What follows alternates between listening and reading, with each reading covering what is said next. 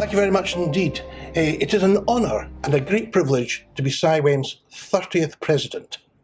I have to say there was a bit of a depressing moment when I realised that I was more than twice the age of the institution that I'm in. But then reality struck. Of course, 1987 was when the four institutions came together as one, the Institution of Water and Environmental Management. And in 1995, of course, we were granted the Royal Charter. But our history goes way back to 1895, when we dealt with public health issues of the day. It's a very honourable pedigree to have, and a real honour to be the president now in 2016-2017. I'd like very much to thank Rafid for his leadership and his encouragement, and for his unstinting service to CIWEM in his presidential year. Rafid has been at the forefront of promoting the institution on the global stage. His visits to China and to Africa have moved our agenda for international growth forward very significantly. He made much of his presidential theme to use the power of education to promote the understanding of the importance of environmental issues in securing safe water resources. Working closely with our ambassador, Bob Ando, great strides have been made in Ghana, where we now have a memorandum of understanding with the Ghanaian Institution of Engineers and potential accreditations at 2 universities. The presidential award to Bob is very richly deserved. But there's another cause for celebration.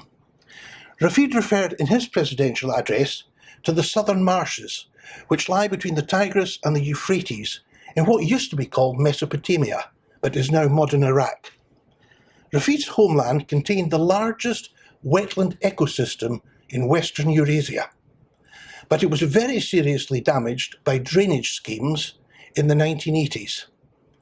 It was wonderful to learn in July that the restoration works have been so successful that the marshlands have now been designated a World Heritage Site by UNESCO.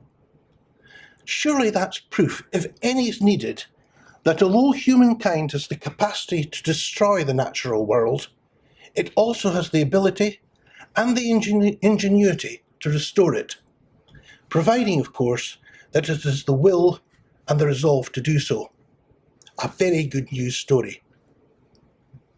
It's a great pleasure for me to introduce my presidential team, Angela Gray as President-elect and David Wickens, the new Vice President.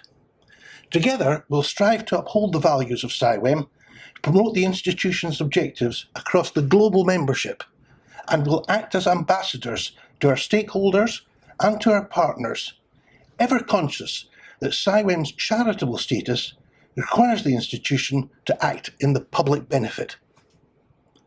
Before I elaborate on what the presidential team will seek to help CIWEM and its membership to achieve over the next few years, with a particular focus obviously on the next 12 months, perhaps I should provide a bit of background on my pedigree, for I'm a bit of a professional mongrel. Chemistry has played a major part in my professional life, and I'm convinced that it also holds the key to CIWEM's future success. However, I have a confession to make. I've never really understood chemistry. Let me take you back. It's back as far as 1969. The Forestry Commission, established at the conclusion of the First World War to replenish the UK's decimated timber resource, was celebrating its golden jubilee. My parents, who were eager to find a career for their 14-year-old son, which would satisfy his expectation of finding employment which didn't require him to be stuck indoors behind a desk, well, at least when it wasn't raining, took me to the extravaganza being held at the Bush Estate just south of Edinburgh. The first career stall I approached was the Forestry Commission's own. I asked, which subjects are you studying at school? I replied, maths, English, history, geography. You need chemistry to study forestry, son, came the advice. But I don't like chemistry. Tough. Now, the next stall was the Department of Agriculture. Here too, I was told of my academic shortcomings. Apparently, chemistry is required for agriculture too. Then I came to the Royal Institution of Chartered Surveyors, the RICS, and their stall. It turned out that rural chartered surveying involved a bit of forestry and a bit of agriculture, and a little bit of law and a bit of planning, and much, much else besides. It was all good stuff for a geography fan like me. My subjects seemed to be kindly received. I hesitated. I asked, "But what about chemistry?" "To be a rural surveyor," came the response, "you only need to be able to spell chemistry." That was the career for me. Now, fast forward 17 years. It's 1986. I've been to university. It was my first experience of living down here in England, and I survived it. I'd enjoyed a most fulfilling early career in private practice back in Scotland, and now worked at that very same Department of Agriculture based in Edinburgh. An opportunity arose to work in what they called agricultural pollution and the environment. Now, at that time, this very broad remit was in the hands of only one man, the indomitable Tom Brownlie. Because of his predilection with all things smelly on the farm, Tom was known, and I think it was affectionately, by his colleagues as Mr. Stinky. I volunteered, and I became Mr. Stinky's assistant. I immersed myself in the subject. It became a passion, just as estate management, land use planning, and conservation management had inspired me hitherto, and continue to do so. The very first week in my new job, I was sent to Muck 86 at Stoneleigh in Warwickshire, in at the deep end with the slurries and the sewage sludge. I dined out on the experience for weeks. Now, the Scottish Office prided itself in its professional development training, and justly so. I really wanted to learn more about my subject, and I took an Open University course on environmental control and public health. It came with Saturday morning tutorials at Edinburgh University, and it came with the most enormous home chemistry set imaginable. The whole kitchen became a laboratory as I got to grips with undertaking experiments. They were a necessity if you were to have half a chance of being able to gather enough evidence together to complete the weekly assignments. With considerable application and not a little perspiration, I completed the course. Now, in the hallowed presence today of some learned and seasoned practitioners, I desist, however, from ever claiming to be a chemist. Now, the 1980s and the 1990s were formative days for tackling farm pollution incidents, and I had the very good fortune to be in the vanguard of a collaborative working force, a task group, the Scottish Farm Waste Liaison Group, comprising the Department of Agriculture, me, the Scottish Agricultural Colleges, who were principally soil scientists and engineers, and the Scottish River Purification Boards. That was the equivalent of the National Rivers Authority in England, and of course one of the forefathers of SEPA. We produced the Code of Good Agricultural Practice in Scotland. It was one document, I have to say, as opposed to the three which MAF produced and expected farmers in England to read. And of course, it had its best-selling sequel, the Design and Construction Guidelines for Farm Waste Storage. It even had my photograph on the front, so nobody could deny it was me. The message was education rather than regulation. But of course, it did need to be supported by enforceable sanctions. Hence my assignment to work on the original Control of Pollution regulations. I'll give you the Sunday name.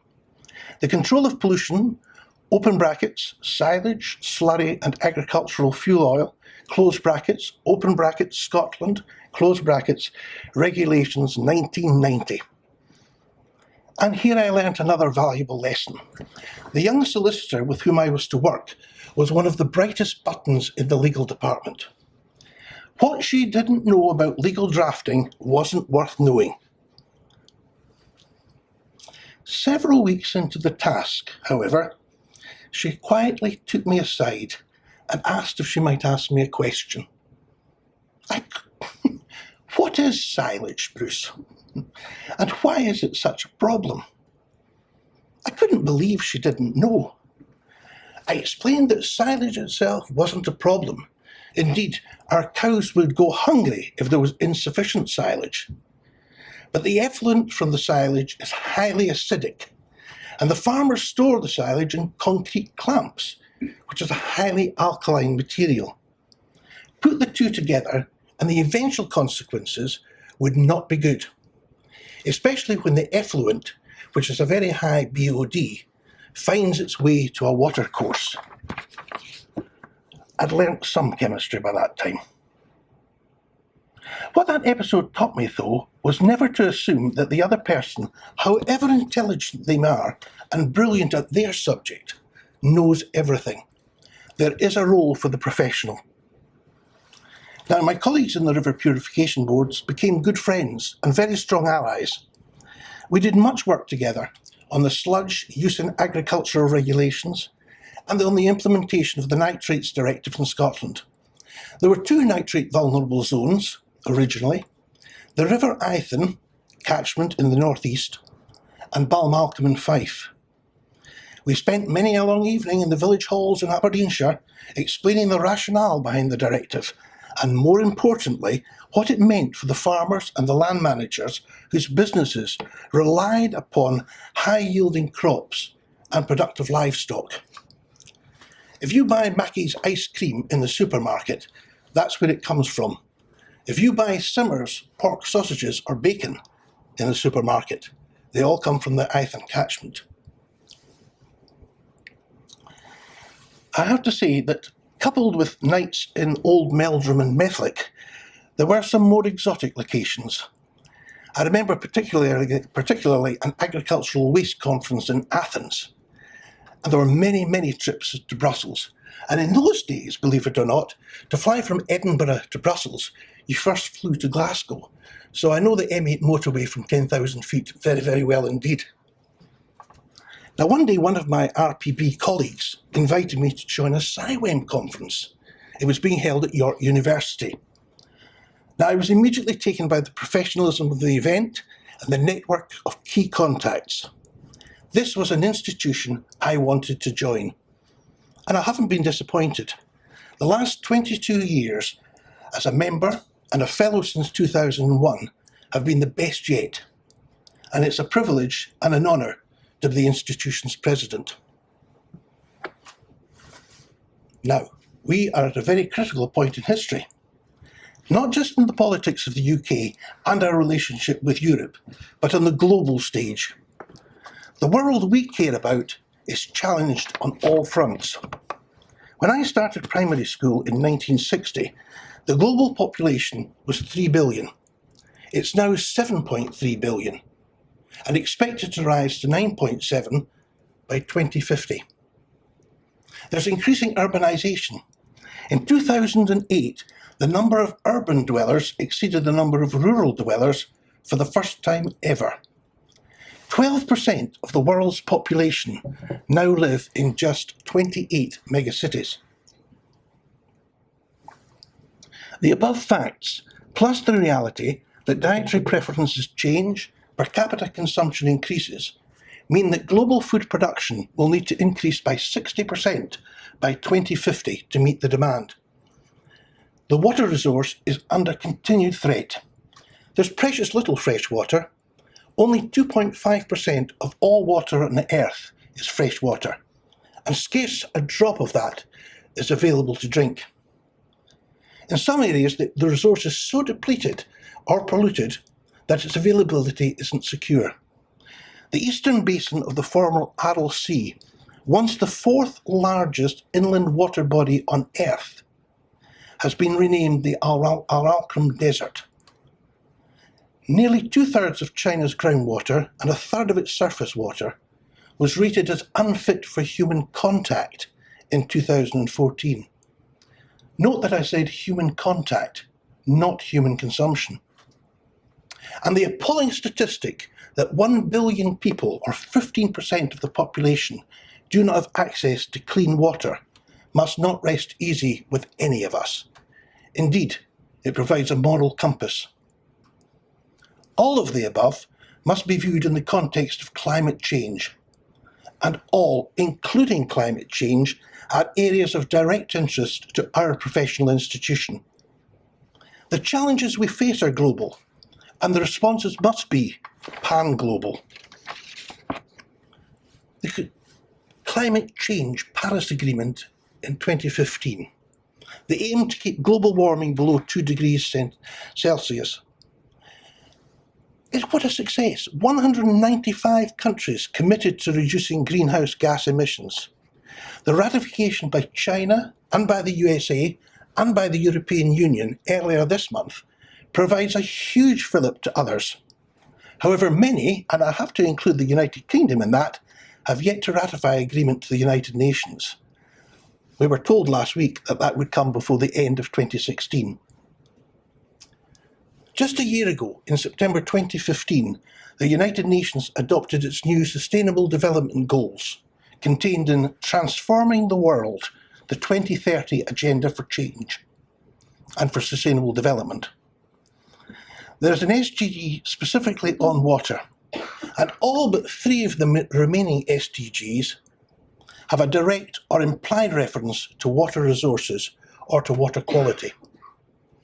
The World Economic Forum has stated, water now presents the highest risk to the world over the next 10 years. The salient point about that quote is that prior to 2012, water did not even feature in the forum's top 20 risks. Well, it does now. Building conciliation, forging partnerships are the key objectives to effective collaborative working for mutual benefit. At its core is a strategic objective of peacekeeping, for which we should all strive. But it is also the foundation of the benefits of common purpose: stronger economies, multicultural societies, and enhanced environment, which are all essential components of sustainable well-being. All of these need to be underpinned by sound governance, itself built on a bedrock of sound science and ethical standards. So where can and should CIWEM contribute to making a difference?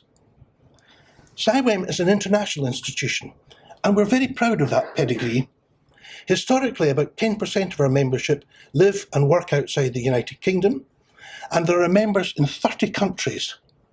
We have branches in Ireland, in Hong Kong, Singapore, and a very thriving network in New Zealand. Many of our UK members, of course, have international experience too, either directly or through the multitude of consultancies for whom they work and the projects which they have helped to manage and deliver. Over the last 18 months, I've had the privilege to chair the institution's International Task Group. We've developed, with the help and advice of Deborah Williams, an international strategy which sets a solid foundation on which to build CIWEM's future. And it's one that's inclusive. It's open to everyone, no matter where you live or where you work. Whether it's Peterborough in East Anglia or Peterborough in Ontario, Perth in Scotland or Perth in Australia, Edinburgh or Dunedin. The United Nations applies the Sustainable Development Goals to developing and developed countries. It's an onus you can't escape. To promote the institution's credentials and our contribution to the global public benefit, the international strategy has 3 key objectives. Firstly, to promote membership growth. Secondly, to heighten the CIWEM's profile. And thirdly, to enhance CIWEM's reputation. These objectives are not mutually exclusive, of course. Heightening profile, enhancing reputation, not only further the aims of the institution in terms of education and research and advice, they are also the most effective lever to bring in opportunities for membership growth. The models we've started to develop provide a solid foundation, and they're beginning to pay dividends. Establishing a new branch in Singapore, accrediting universities in China and Qatar, and the gestation of others in Ghana. Building links with major member consultancies, notably Atkins Global in India. Forging partnerships with key players, the Stakeholders Forum, UK SSD, and major international consultancies, governments and donor agencies, memorandums of understanding with the institutions of engineers in Singapore and Ghana are fostering collaborative working. Participation in international professional fora, CIWEM's chairmanship of the Federação Internacional Geometra, the International Federation of Surveyors Working Group on Water, and the New Zealand's network's outstanding contribution to the Christchurch Conference last May are very good examples of just that type of work. Membership of the International Ethics Standards Coalition, recognised by the United Nations, and where we make a statement with about 100 other kindred institutions, the surveyors, the engineers, the planners, the architects, on our position on ethical values and practices. This is just the beginning. There are significant challenges ahead to deliver results, but our timing could not be more apposite. The timing of this call to arms, and I mean that very much in a proactive and constructive sense, and certainly not militarily, is opportune organisationally too. CIWEM's got a new executive leadership team in Terry and Sherelle, and our new Deputy Chair, Paul, is working with them and other trustees in the throes of developing CIWEM's new corporate plan. This will grasp the issues and the challenges which face the institution and its membership, including developing our thinking on the opportunities to contribute effectively on that global stage.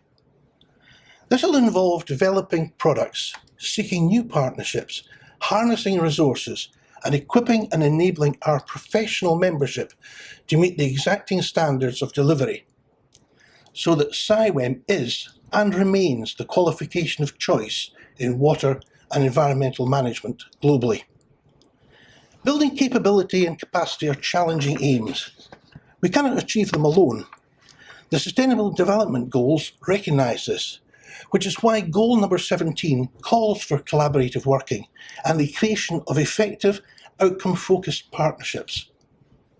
The theme for my year as President is to champion this international dimension, to enlist support for our plans, and to ensure that opportunities which are identified find effective leaders and are promoted internationally through ourselves and through working with others.